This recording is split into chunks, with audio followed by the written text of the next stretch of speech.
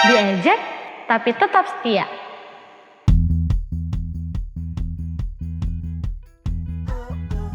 Nah, tapi Tony Paulus itu nggak langsung nyerang, maksudnya kayak nggak langsung paksa kita untuk langsung berbalik, iya. Tetapi mulai dari hal yang mereka kenal, yaitu Allah yang tidak dikenal. Kalau nggak salah itu zaman dulu ada istilahnya. Yang pasti pelajaran ini memberikan kita jauh lebih banyak. Alkitab jauh lebih banyak memberikan pada kita apa sih yang kita perlu lakukan, apa sih yang perlu kita dengarkan, apa yang perlu kita baca. Nilai seseorang itu ditentukan oleh perbuatan dia, dan perbuatan itu akan dapatkan karena dia percaya.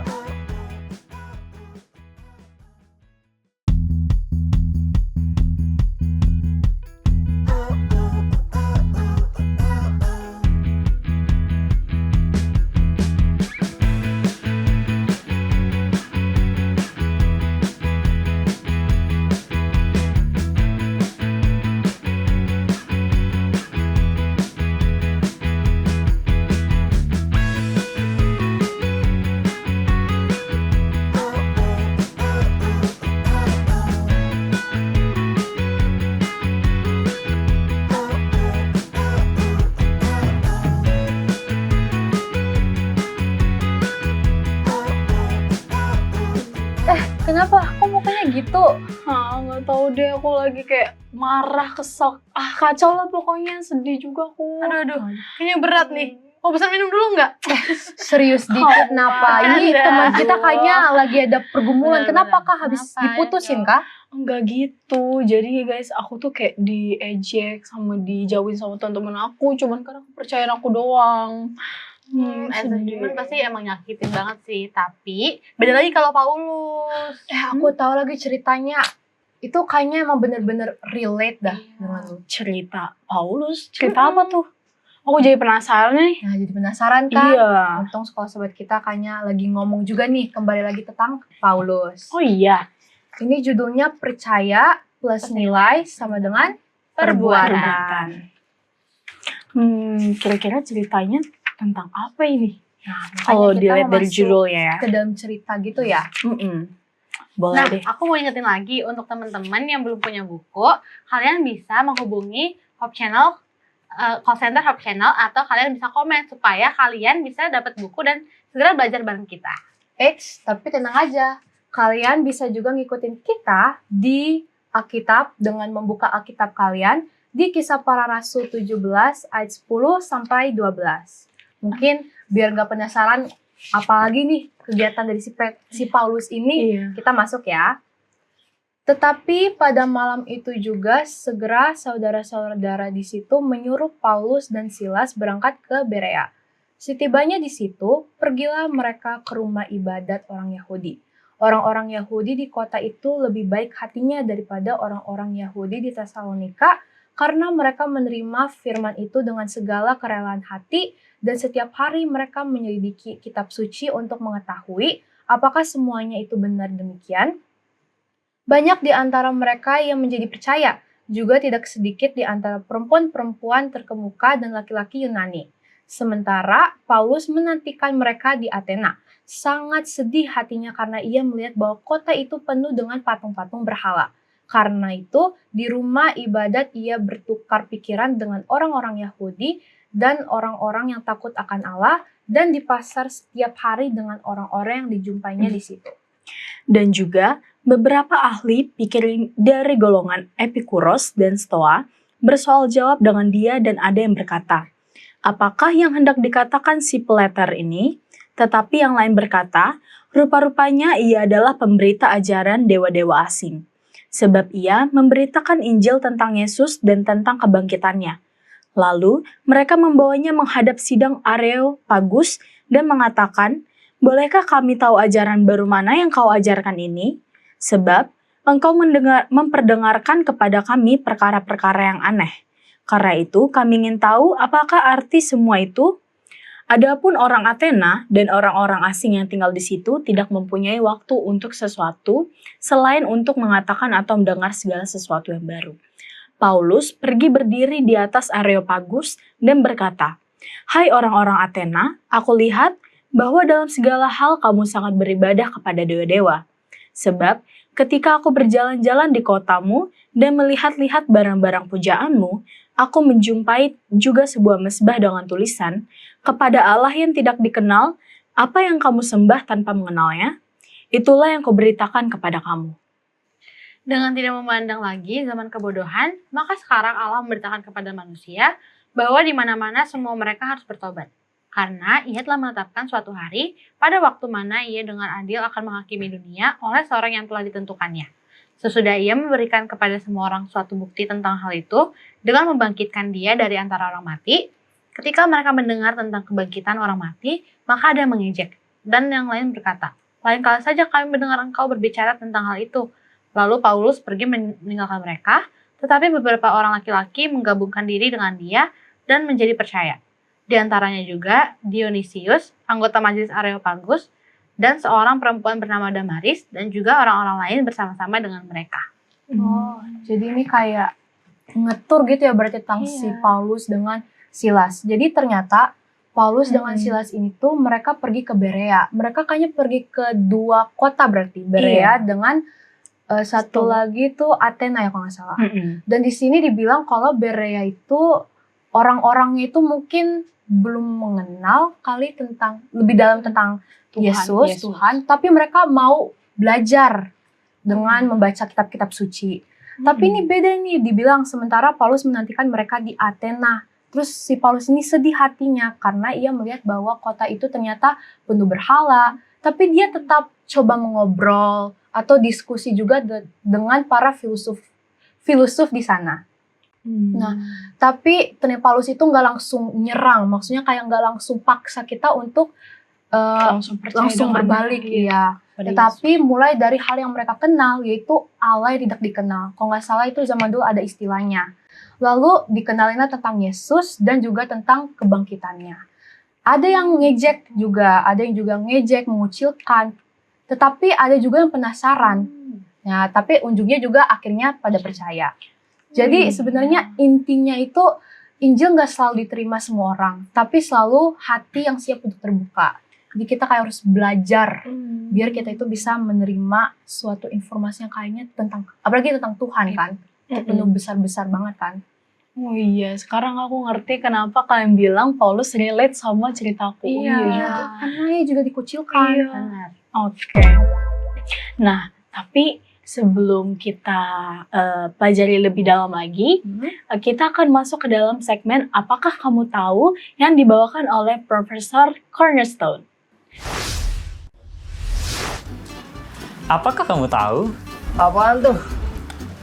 Menurut Josh D. McDowell, Bob Hostetler, dan David H. Bellis dalam buku Beyond Belief to Conviction, penelitian mereka menunjukkan bahwa anak muda yang kurang memiliki dasar iman Alkitab atau punya keyakinan yang menyimpang tentang Allah, kebenaran, dan Alkitab memiliki risiko jauh lebih tinggi dalam hidup mereka.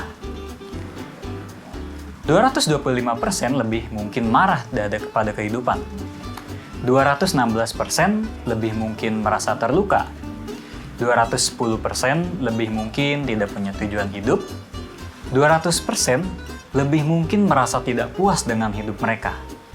Nah, penelitian juga menemukan bahwa anak muda dengan keyakinan yang menyimpang itu 36% lebih mungkin berbohong kepada teman, 48% lebih mungkin curang saat ujian, 200% lebih mungkin mencuri, 200% juga lebih mungkin melukai orang secara fisik, 300% lebih mungkin memakai narkoba, 600% lebih mungkin mencoba bunuh diri.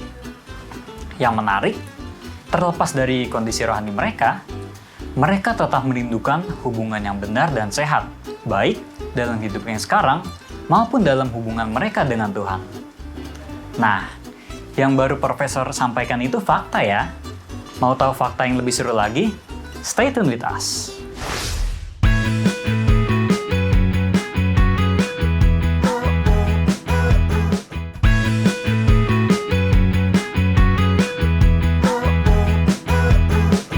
Kembali lagi ke Cornerstone, Connect Action! Program ini hadir untuk membimbing kamu mempelajari Alkitab lebih dalam lagi. Sekarang kita sudah dengan Pendeta Benny Tambunan.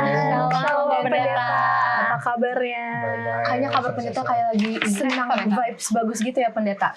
Iya, kalian juga baik kan? Kami baik Pendeta banget. baik, Pak Pendeta. Kecuali teman kami yang satu ini sih. Iya, benar. Kenapa begitu? Tapi nanti aja deh Nanti Pendeta, aja ya. biar kayak Oke, bisa spoilernya Pendeta. nanti.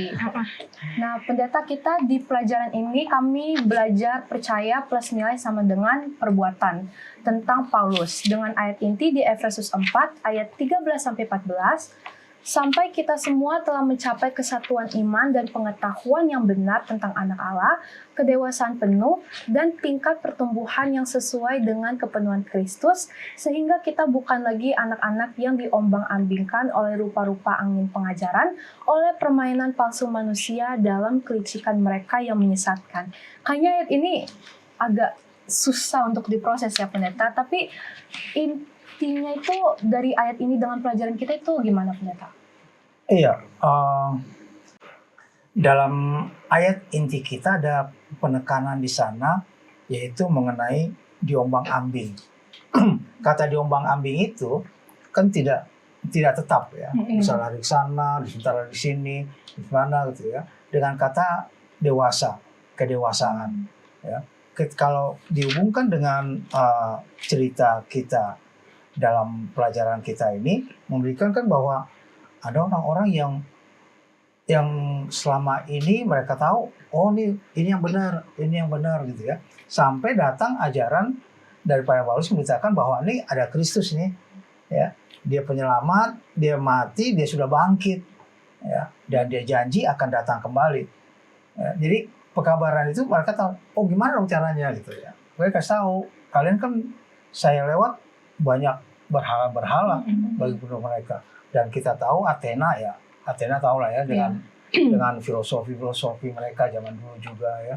Jadi semakin pintar seseorang itu dianggap semakin hebat, semakin keren gitu ya, dengan filosofi yang mereka dapatkan. Jadi dalam hal ini dikatakan bahwa kita kalau sudah dewasa dalam kerohanian, kita tidak akan mudah terombang-ambing dengan semua ajaran-ajaran.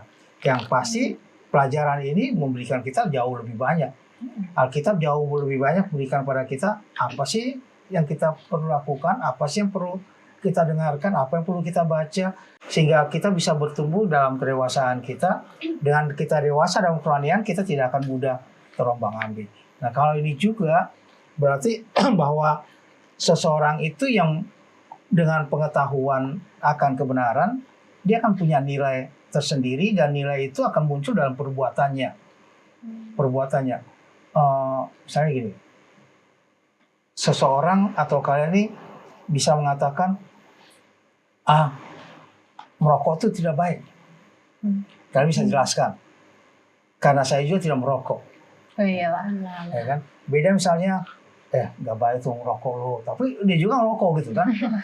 Ini antara percaya nilai dengan perbuatannya berbeda. Iya, Orang tidak akan itu, tapi kita semakin punya nilai pada waktu kita mengatakannya, dan pada waktu perbuatan kita itu kita lakukan, orang akan semakin percaya pada hal tersebut. Jadi kedewasaan penuh itu apabila kita mengerti dengan baik kepada firman Tuhan. Berarti emang cara kita untuk kasih tahu ke orang lain, itu emang harus dari diri kita dulu berarti. Iya, betul. Benar sih. Jadi kita tahu nih kalau umur kita ini iman kita emang harus kita asah supaya nggak gampang terombang-ambing. Nah, Pak Pendeta, jadi teman kita ini nih yang tadi dia ini lagi sedih karena dia tuh imannya lagi diejek nih sama teman-temannya. Iya.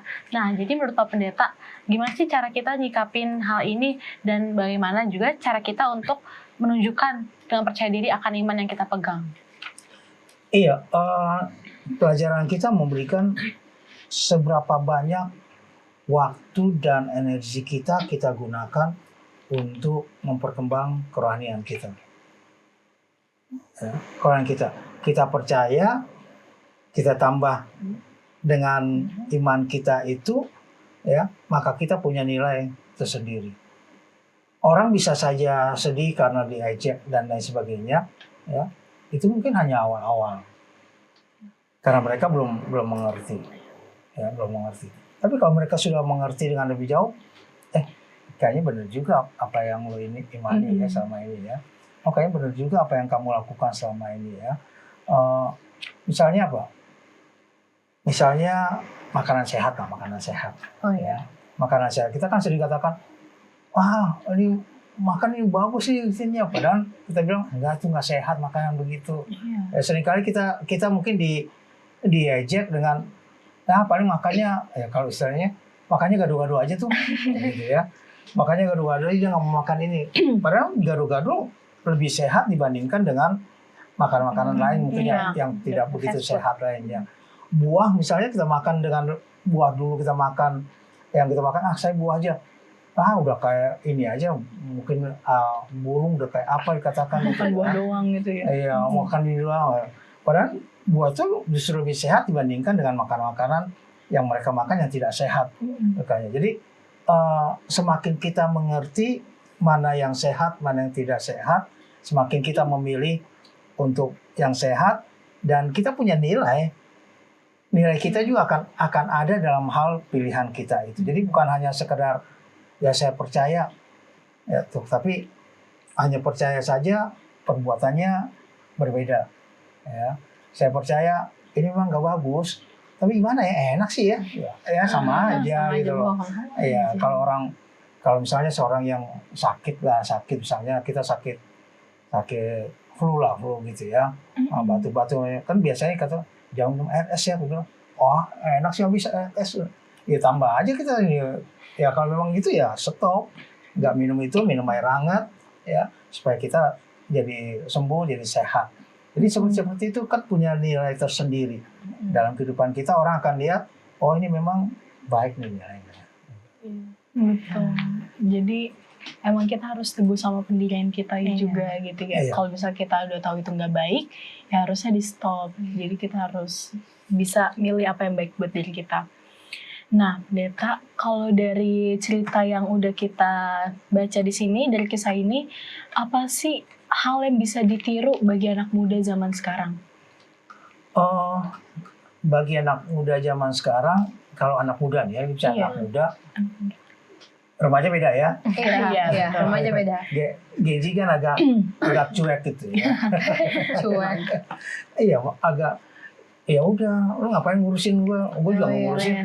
Ya, penting kayak gitu. Tapi kalau anak muda kan lebih, kalau nggak suka langsung marah, nggak senang dilampiaskan kemana, nggak ini dia lakukan nih, dia nggak mau ya udah dia menghindar atau lari kemana kan seperti itu.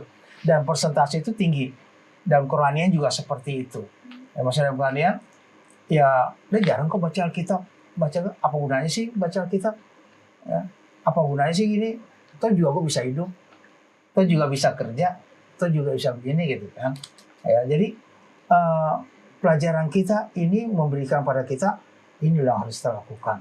Banyak perbedaan, banyak halnya, tapi mari kita buat diri kita ini punya nilai. Punya nilai. Saya selalu sebutkan dengan personal branding kita gimana sih kalau bahasa sekarang gitu ya. Personal branding kita, orang menilai kita gimana sih? Gitu. Nah, orang menilai kita bagaimana? Berdasarkan kepercayaan kita. Berdasarkan kepercayaan kita, berdasarkan perbuatan kita. Kita percaya, kita lakukan, maka nilai kita itu akan ada. Tapi kalau kita percaya, kita tidak lakukan, kita punya ini juga tidak begitu banyak nilainya. Jadi semakin kita percaya ya dan kita punya nilai, perbuatan kita juga akan kelihatan. Berarti kita semua kayaknya udah ngerti ya. Iya udah sih. Berarti intinya itu dari dalam diri kita dulu. Betul. Dimulai dari kita. Nah, sekarang kan kita udah dengar apa pendapat kita dari pertanyaan-pertanyaan yang kita kasih. Nah, gimana kalau kita dengar juga pendapat dari teman-teman kita? Setuju banget. Jadi, kita akan dengarkan pendapat teman-teman kita dalam segmen Apakah Pendapatmu?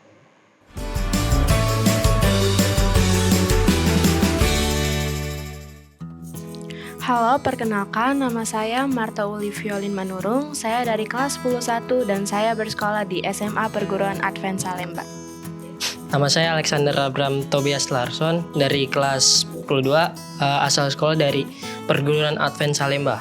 Perkenalkan, nama saya Monica Stefani, saya dari kelas 10-2 dari Sekolah Perguruan Advent Salemba.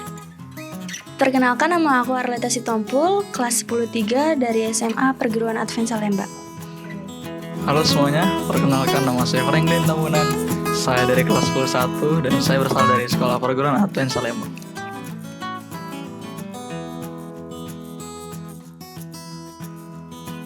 Keyakinan adalah seseorang yang mempercayai Tuhan sebagai juru selamatnya dan di setiap kehidupannya yang membimbing kita dan sesuai dengan ajaran Alkitab. Nilai-nilai menurut saya adalah kasih. Kita sebagai orang Kristen harus mempunyai kasih baik kepada Tuhan maupun kepada sesama kita, karena Tuhan mengajarkan bahwa kita harus saling mengasihi dan saling tolong-menolong. Kalau keyakinan itu, kalau menurut saya itu suatu kepercayaan yang bersungguh-sungguh. Sedangkan kalau nilai itu suatu nilai, ya banyak macamnya, kayak nilai moral gitu. Keyakinan yang menurut saya itu adalah pegangan hidup. Karena kita adalah manusia yang harus percaya kepada Tuhan Yesus dan yakin bahwa Dia akan datang 2 kali. Menurut saya nilai itu adalah nilai kejujuran. Kita manusia itu harus jujur karena kita umat Kristen, kita diajarkan untuk bersikap jujur, berbuat jujur, dan perilaku jujur. Keyakinan menurut aku itu sumber pengharapan dan keteguhan kita, yang pastinya kita sebagai umat Kristiani dalam situasi kesulitan apapun kita harus percaya dan berharap kepada Tuhan. Nilai-nilai itu banyak artinya menurut aku, dan salah satu yang aku ambil yaitu kesetiaan. Kesetiaan itu dimana mengajarkan kita itu untuk tetap setia kepada Tuhan dalam setiap hal-hal apapun itu. Contohnya kita setia terhadap Tuhan itu seperti membaca Alkitab dan berdoa kepada Tuhan. Keyakinan itu menurut saya adalah hal penting yang dipercaya seseorang sehingga itu dipegang dalam kehidupan sehari-hari dia. Kalau nilai-nilai itu adalah hal yang penting bagi seseorang yang bisa dijadikan pedoman dalam kehidupan dia sendiri.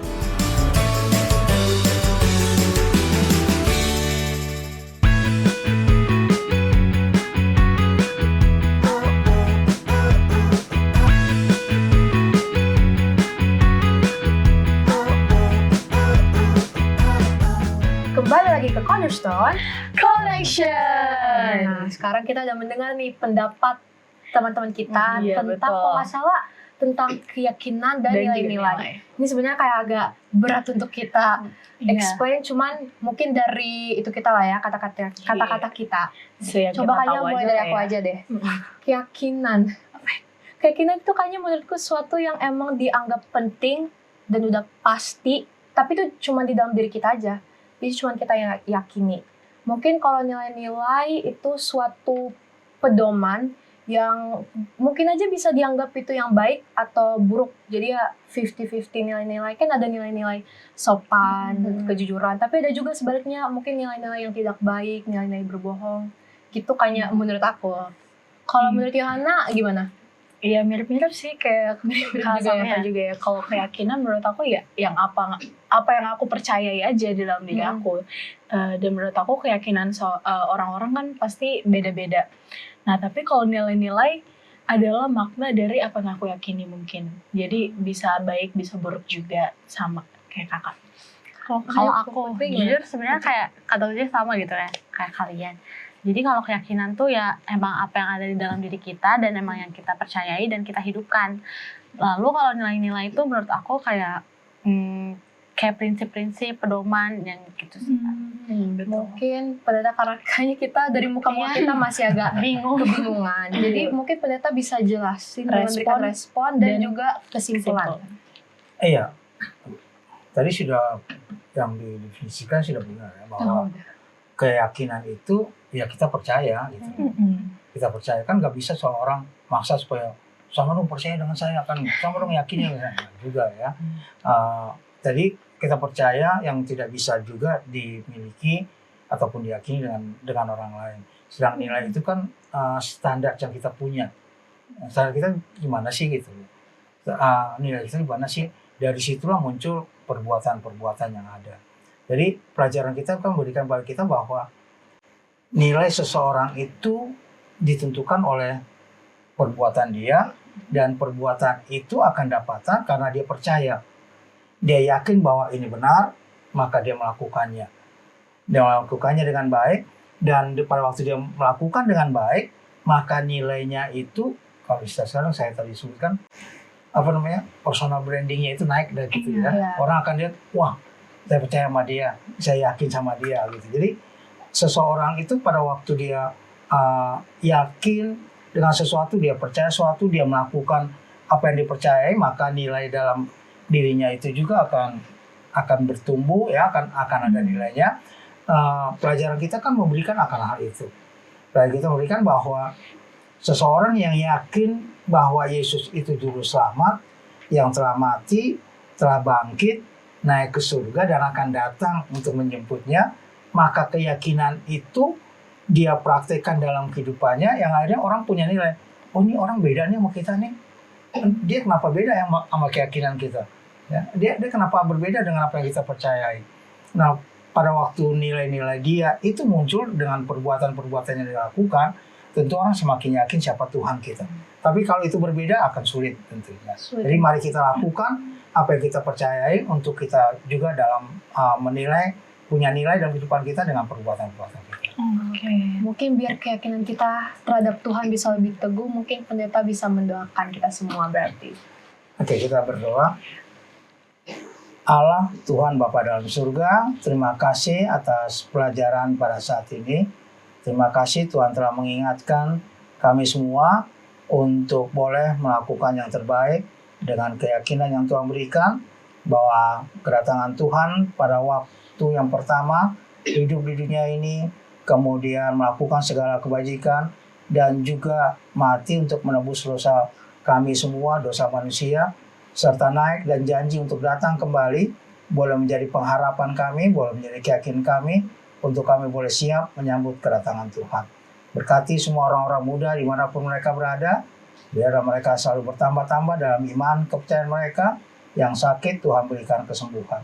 Karena kami berdoa dalam nama Anak Yesus Kristus, Tuhan dan Juru Selamat kami. Amin. Amin. Nah, sekian pelajaran kita pada episode kali ini. Sampai ketemu teman-teman yang selalu mencari firman Tuhan melalui pelajaran Cornerstone Connection.